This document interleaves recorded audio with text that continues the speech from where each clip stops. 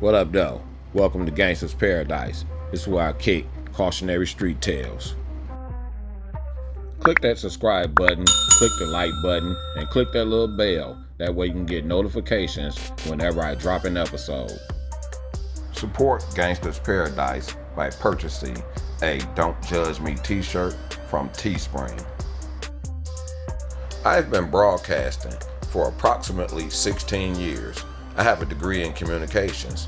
Over my career, I generally interview artists like Project Pat and Trick and allow them to tell their stories. Everybody got a story. Everybody got a gangster story. But always in the back of my mind was those Detroit stories. And I never spoke on it. Now that I speak on it, and it's my experience, I finally realized how many people are interested in those Detroit stories. Stories from that city. Like my audience requested an episode on Big Ed Hanserd. On other episodes, I made a clear distinction between the 80s guys and the 90s guys and guys that came after that. So the era of Big Ed Hanserd, I call that the kingpin era, which is the 80s. The 80s era, or the kingpin era, was all about money and power. And Big Ed Hanserd got caught up in that struggle. It was a natural progression from that era of the game. So we were around during the 80s. We were young and we were scratching the surface. But you had guys like 6 Mile Chuck, who was a young hustler in the 80s and got real heavy in the game during the 90s, like myself. And you had a few heavyweights in the 90s, but a lot of people that became quote unquote kingpins during the 90s, we had known these guys since like elementary school. We've already known these guys, so we didn't exactly look at people like kingpins during that time. And that's for real. So I distinctively look at the 80s era like the kingpin era. But when it comes to Big Ed Hanserd, during that time, he didn't exactly get caught up in the popularity contest. His story is mostly associated with Maserati Rick. And if you look at the era, it was people out there that didn't get exactly caught up in that popularity contest, but they were heavyweights out on the streets. And Big Ed Hanserd is one of those people. Now, he has news reports and all that, but it's not really nobody out there really telling his story. He's out of prison right now, so maybe one day he will get on something like Vlad TV or one of the platforms and really tell his story himself. It's nothing like someone telling their own story besides what we read in the news reports. That's why I like the interview Johnny Curry is doing right now, because White Boy Rick's story always overshadowed them. And White Boy Rick was not on their level. But at the same time, the Curry brothers, they wasn't exactly caught up in that popularity contest like Maserati Rick or Demetrius Holloway, you know, the main characters like the Best Friends or the Chambers brother. So we're young, we see what's going on, but we're not exactly caught up in their politics. But a lot of us caught the residue of their politics, the politics of the 80s, which I'll call East Side politics or West Side politics or street politics.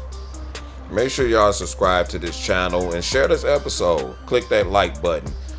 Make sure y'all click that notification bell.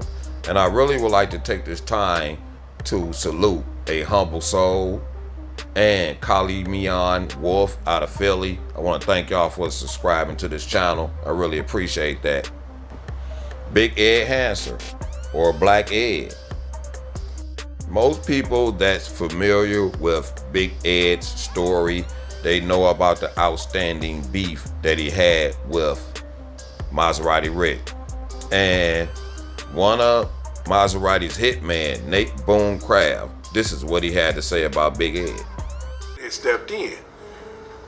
Rick had said, man, that's that motherfucker right there, man. I don't like him. I said, so what's up? He told me, man, that's That's the one that they call Big Ed. He think he the shit. I said, why you and him beefing? Well, you know, it's personal, really. I said, why? Oh, y'all fucking around with the same girls or something, huh? Man, no, you look like, you know. I said, well, whatever, man. So obviously, this beef is very intense because it was several attempts on Big Ed's life. Now, I've talked to people that's close to this situation, a couple of people that actually know Big Ed before he became the Big Ed everyone knows. They knew him when he went to Osborne. Some of these people actually grew up with Ed. And a couple of people that I talked to, they didn't necessarily get along with Big Ed. But apparently this dude was just off the chain. This is a wild dude right here. And when you really look into their story, you will see that all these guys actually knew each other. And that's what happens in the streets. A lot of times you all start out together or work together on some type of level. And then that person, you and that other person you were cool with, y'all become the worst enemies. I mean, the situation really gets bitter. And to this day, people really don't know what the beef was about. I mean, they've never been actually clear on what the beef is about. In that case, Nate Boone said maybe it's over a woman, maybe it's over money, but the beef has never been clear. But by them guys knowing each other on a personal level, that adds an extra viciousness to some of these beefs out here. A lot of these beef people we actually know. So like I said, Big Ed Hanserd, Maserati Rick, the Best Friends, and Demetrius Holloway, these guys all knew each other. They were very familiar with each other. It's interesting. Ed Hanserd was born October 12, 1963, and raised on the east side of Detroit, Michigan. He grew up in the gang-ridden, impoverished northeast Detroit neighborhood of Osborne.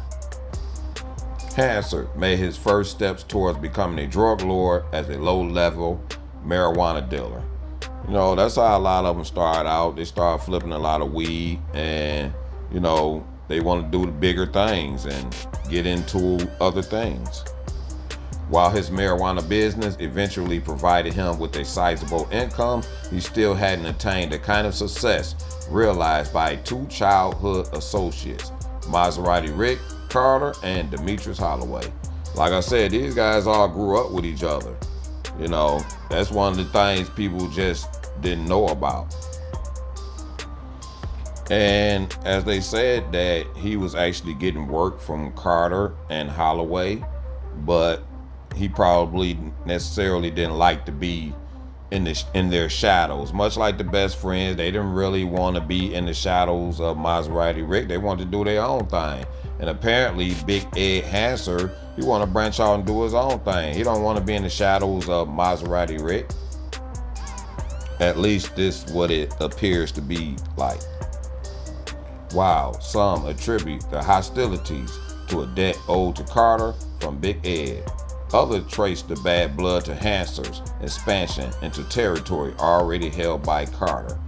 And then you other people say that it's because Ed chose to go to a source outside of Detroit. He didn't want to go to Carter and Holloway to get his work. He had got a plug out there in California. So some people may think that may have something to do with the beef, but still, these guys had a real vicious personal thing against each other. In the summer of 1987, it progressed to a public face-to-face argument in the unisex hair salon owned by Hanserd, and eventually led to shootouts and murder attempts between the two. Like when I talked to my sources, they said Ed was into hair, doing hair, and he had shops and all that. That's one of the first things they mentioned, that he used to do hair, and he was real cool with Chemical as well. I believe Chemical and Big Ed was in the hair business. As Hanserd's business grew, he found himself both competing with his former associates and racking up arrests. Yeah, I mean, if you look at Big Ed's story, this guy got arrested quite a few times. He had some cases going on with him. You know, that's why I say this guy was kind of wild right here. He got this beef going on. you this kingpin dude, and plus you going to jail. You know, you catching all these cases. A high risk, high reward business. And a lot of times when you look at the kingpins and all the money they dealt with, you know, like I said, I consider that the kingpin era. They dealing with big money, but Detroit have this sort of addiction about it. This guy could have walked away from all that and did his thing, but he just had such a vendetta against Carter. You know, he would come back and look, in my opinion, he'd be looking for this beef right here. But again, I sort of understand because they making attempts on his life. Within months, Hanserd was involved in a shootout with Carter back in Detroit. The exchange of automatic gunfire resulted in Hanserd being shot in the stomach and left to recuperate for months. In an effort to escape the danger and police pressure, Big Ed temporarily relocated to Yazoo City, Mississippi. So he went down to Mississippi and tried to lay low. I actually lived in Mississippi for about a year. It's actually cool down there. You know, I still got a lot of buddies and associates down there in Mississippi, but he went down there to lay low, but he still brought some attention because, you know, his associates coming to where he was at, high priced luxury cars. And when you roll into places like Mississippi like that, you can't help but to be noticed. In February of 1988, Hanserd was detained by Louisiana State Police following a traffic stop wherein $198,000 in cash was seized. Another traffic stop in March resulted in the seizure of 31 kilos of cocaine from Hanserd associate Nathaniel Wilson. In addition to the seizures, Hanserd was also arrested and charged with weapons violations on 3 separate occasions, as well as a few DUIs. Like, this guy went through a lot of arrests, getting caught with pistols, getting caught with cash. He had a lot going on, you know. And again, this is a part of that lifestyle. Some of us really like to take it to the edge. In this case, Big Ed was more than willing to take it to the edge. But while all this is going on, he still is thinking about Maserati Rick. During an arrest for weapons violation, he was quoted as telling the arresting officer, "I am going to get Maserati Rick." And eventually he was released and he went back to Detroit and resumed that war. And there were several attempts on people's lives. You know, they made attempts on a few occasions with Big Ed, and there were situations where Big Ed did some drive-by shooting up a couple of houses. So it was really intense. Bullets was flying. They just really was stuck on somebody gonna get somebody. Somebody got to die in this situation. This is intensely personal. Let's go back to Nate Boone Craft and hear what he had to say when they actually ran into Big Ed. Rockin' Reds was like, hell yeah. Oh, goddamn. Both of these fools. So we stepped outside. Reg had already started jaw-jacking to Big Ed, telling me, yeah, you ain't nothing but a punk, man. You know, you ain't nothing but a punk mother. And, Ed, you know, Ed get high on his own shit. He was high. I know he was low because he ain't got nobody but him and 2 guys. There's about 6 of us, and we all armed to the T. Only reason we didn't shoot it up in the shop was because the man that ran the place, owned the place, asked us not to. He said, man, come on, man, don't do this in my place, y'all. Come on. So after that situation, they had this car chase going on with Big Ed. He was able to get away, which he described in this video also. But apparently Big Ed not no pushover type guy. He's willing to stand and hold his principles. You know, and like I said, when you personally know people like that, you know some of their weaknesses. So apparently he knew some of Maserati Rick's weaknesses. And that's why, in my opinion, why he was more than willing to stand up to Maserati Rick, or Demetrius Holloway for that matter, or the Brown brothers, or the best friends, or whatever you want to call them. Obviously, Big Ed is not a pushover. And obviously, Big Ed will get down and dirty. And it came to a head when Big Ed went to Carter's car wash. and a gunfight ensued, leaving Carter hit in the stomach, and Ed and his man was hit as well. Carter was rushed to the hospital and eventually assassinated in Mount Carmel Mercy Hospital. Carter's murder became the first time that there was a shooting inside the hospital in its 50-year history. The circumstances of his killing resulted in a permanent change in hospital policy throughout the city and increased security measures and screening for visitors. That was like some mafia style type stuff, and it was big news in the city. Like I said, Maserati Rick, he really had this notoriety, so it was all on the news. And plus, when somebody get assassinated in the hospital, that's gonna make the news anyway.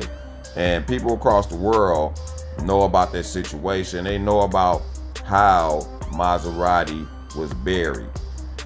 There was a guy named Lodrick, the hitman Parker, is said to have committed that hit in the hospital. He was the third person there when Big Ed and Maserati had that final gunfight.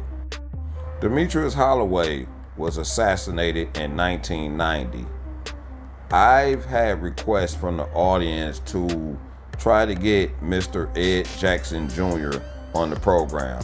I did reach out. I haven't heard anything yet, but hopefully that will happen. I was listening to one of his episodes, and I would encourage you guys to go and listen to his channel, listen to his content. He was very familiar with Demetrius Holloway, Maserati Rick.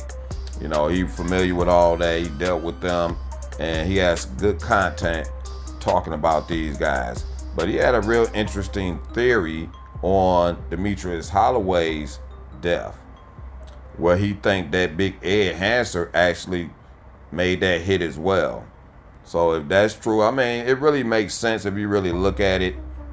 He had this real intense beef with these guys. He knew these guys had big money, and they would, put a bag on their head, on his head.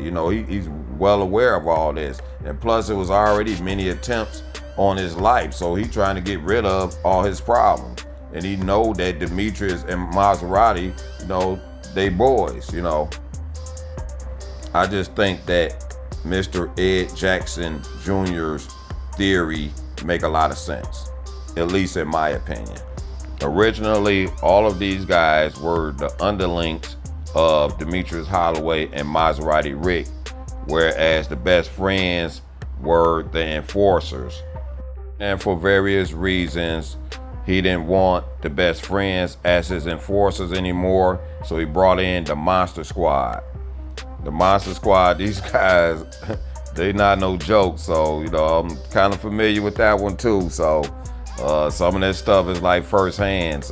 But anyway, the Maserati Rick assassination is legendary.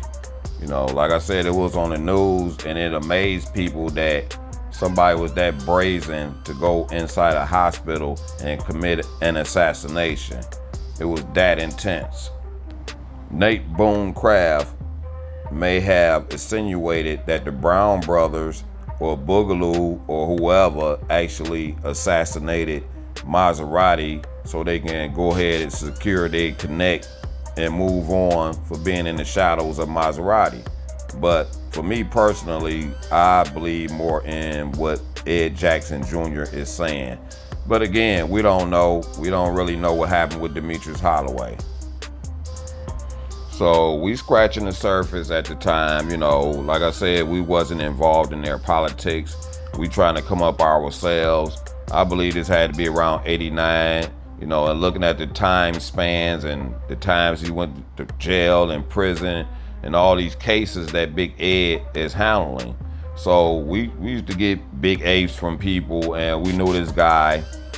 He knew a couple of the kingpins, and we would go to him for him to get some stuff for us. When our man wasn't on, we would go to him so he can get some stuff from other people to keep our thing going on. So one of the times we pulled up on him, he wouldn't let us see the transactions. So this particular time, we want to see who this guy getting his stuff from. So we end up pulling off, and we went around the block, and we came back, and we seen a brand new BMW coming around the corner. So the guy I was with, he was like, "That's that dude, Big Ed." I was like, for real? That's that dude got that thing going on with Maserati, ain't it? You know, I mean, the game don't stop. He kept getting his hustle on, kept going after his money, and kept doing his thing, you know. It's just all business, you know. You take all the emotions out of working in the streets, you know. He just kept moving straight ahead. So, but that was the only time that we ever dealt with him. So that's my thoughts on Big Ed. You know, he had a bunch of other stuff going on. His hair salons ended up getting firebombed, and he ended up getting indicted and spending a bunch of years in prison, maybe 25 years. He should be out now.